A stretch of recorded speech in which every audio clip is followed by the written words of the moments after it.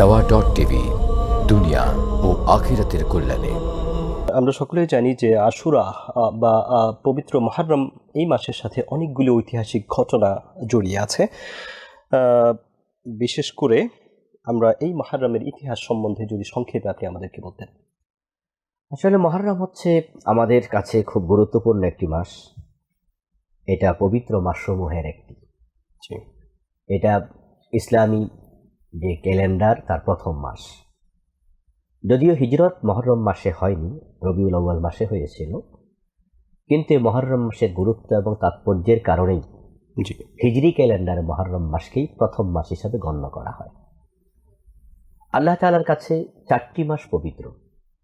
মুহররম নাম দিয়ে পবিত্র, মুহররম মানেই হলো পবিত্র। জি, আল্লাহ তাআলা কোরআন মাজিদে বলছেন, ইন্না ইদ্দাতাশ শুহুর ইনদাল্লাহ 12 শাহরা ফি কিতাবিল্লাহ ইয়াওমা খালাকাস সামাওয়াতি ওয়াল আরদ। আল্লাহ যেদিন আকাশ এবং জমিন বানিয়েছেন তখনই আল্লাহর কাছে এটা নির্ধারিত হয়েছে যে মাসের সংখ্যা 12। মিনহা আরবাআতুন হুরুম, তার মাঝে 4টি হলো পবিত্র মাস। যালিকা দ্বীনুল কাইয়্যুম, আল্লাহ তাআলা বলছেন এটাই হচ্ছে একনিষ্ঠ দিন, সুপ্রতিষ্ঠিত দিন। ফালা তাযলিমু ফীহিন্না আনফুসাকুম। এরপর আল্লাহ তাআলা বলছেন 4 মাসে স্পেশালি তোমরা নফসের উপর জুলুম করো না। আল্লাহ তাআলা এই 4 মাসে বিশেষভাবে অন্যায় করতে আমাদের নিষেধ করেছেন। এই 4টি মাস পবিত্র। কোন কোন মাস? রাসূলুল্লাহ বলেছেন সালাসাতুন মুতাওয়ালিয়া, 3টা পর্যায়ক্রমে। আমরা আলোচনায় ফিরবো। আমাদের একজন দর্শক আছেন ফোনে। আসসালামু আলাইকুম ওয়া রাহমাতুল্লাহ। আসসালামু আলাইকুম ওয়া রাহমাতুল্লাহ। জি ভাই, আপনি কোথা থেকে বলছেন? নাম বলে। উত্তরা থেকে। জি বলুন। আমি শাইখের কাছে প্রশ্ন করতে চাই। জি, আপনার মূলত কোরআন সমর্থিত যে বিষয়গুলো নেই বা কোরআনে যে বিষয়গুলোর কোনো আকার ইঙ্গিত নেই, সেগুলো পালন করা কতটুকু সঙ্গতিপূর্ণ এবং মানে মহান আল্লাহর কাছে এগুলোর গ্রহণযোগ্যতা কতটুকু রয়েছে? নাম্বার 1। নাম্বার 2, পবিত্র কোরআনে আল্লাহ নবী রাসূল এবং অন্যান্যদেরকে যেভাবে সালাম দিয়েছেন, যেমন বলেছেন সালামুন আলা ইব্রাহিম, সালামুন আলা মুসা ওয়া হারুন, সালামুন আলা ইলিয়াসিন। তো সেক্ষেত্রে তাছাড়া বলেছেন, আপনি শুনতে পাচ্ছেন? জি শুনতে পাচ্ছি, বলুন। তাছাড়া বলেছেন সালামুন আলাল মুরসালিন, কুলিল হামদুলিল্লাহি ওয়া সালামুন আলা ইবাদিহিল্লাযিনা ইসতাফা। তো এই মত অবস্থায় আমরা যে এই যে নবী রাসূলদের বিভিন্ন নামের পরে সালামের যে বিধান পেলাম বিভিন্ন হাদিস ভিত্তিক আলোচনা থেকে, তো আল্লাহর এই কোরআনকে ডিনাই করে এই জায়গাগুলো যারা প্রণয়ন করলেন, তো এগুলো তো কোরআনের সঙ্গে সংঘর্ষ বেঁধে যাচ্ছে। এই মত অবস্থায় এই যে আজকের যে অনুষ্ঠান, এটা সহকারে অন্যান্য যাবতীয় যে বিষয়গুলো আছে, এগুলো তো কোরআনের সঙ্গে অধিকাংশ ক্ষেত্রে মিলছে না। এবং আপনারা যারা আছেন বর্ণনা করেন, বিভিন্ন মানুষকে বিভিন্ন ভাবে বোঝায়। তো সেক্ষেত্রে সঠিক জায়গাটা কোরআন বহির্ভূত বিষয়, হাদিস বা অন্যান্য বিষয়গুলো কিভাবে হচ্ছে মানে কোরআনের বাহিরে যেতে পারে, আমি একটু যদি আপনি খুব পরিষ্কার ভাবে বুঝিয়ে বলেন, খুব উপকৃত হতাম। জি জি, ধন্যবাদ প্রিয় ভাই আমাদের সাথে যুক্ত থাকার জন্য। আমরা সম্মানিত উস্তাদের কাছে বিষয়টি জানতে চাইব। জাযাকুমুল্লাহ। জি উস্তাদ, আমরা বলছিলাম যে 4টি মাস হচ্ছে পবিত্র, 3টি লাগাতার, জিলকাদা, জিলহজ্জা এবং মুহররম, আরেকটি রজবে মুদার। তাহলে মুহররম মাসের পরিচয় আমরা আগ থেকে পেয়েছি, কোরআন থেকে পেয়েছি। রাসূল সাল্লাল্লাহু আলাইহি ওয়াসাল্লাম বলেছেন যে এটা আফদালুশ শুহুর, শ্রেষ্ঠ মাসের মাঝে একটি, এবং এটাকে তিনি শাহরুল্লাহ বলছেন। আফদালুস সিয়াম বাদা সিয়ামি রমাদান শাহরুল্লাহিল মুহররম। মুহররম মাস খুবই পবিত্র, খুবই সম্মানী, এবং এটা আল্লাহর মাস। এই মাসটির সম্মান নতুন করে নয়, তবে সম্মান আরো বেড়ে গেছে হযরত মুসা আলাইহিস সালামের সাথে সম্পৃক্ততার কারণে।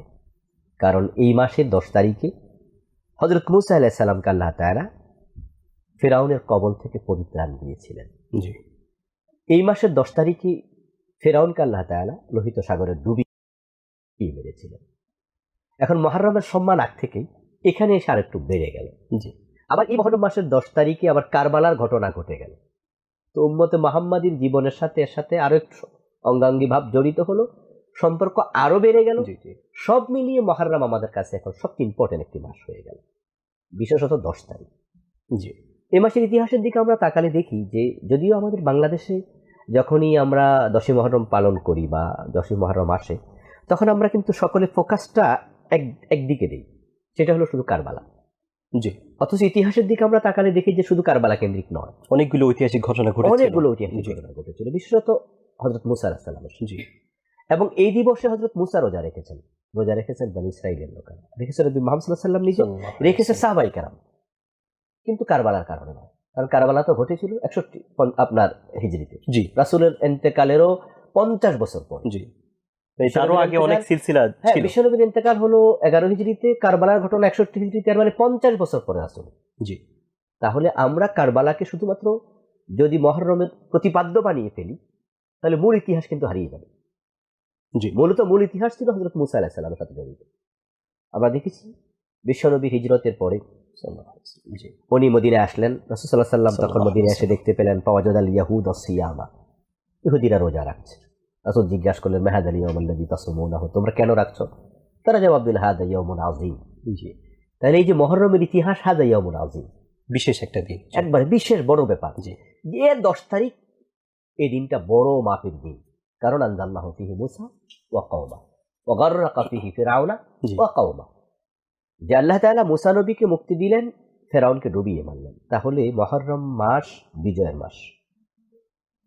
মুসা আলাইহিস সালাম ফাসামাহু মুসা শুকরান লিল্লাহ, আল্লাহর কৃতজ্ঞতায় তিনি রোজা রাখলেন, আমরাও রাখছি।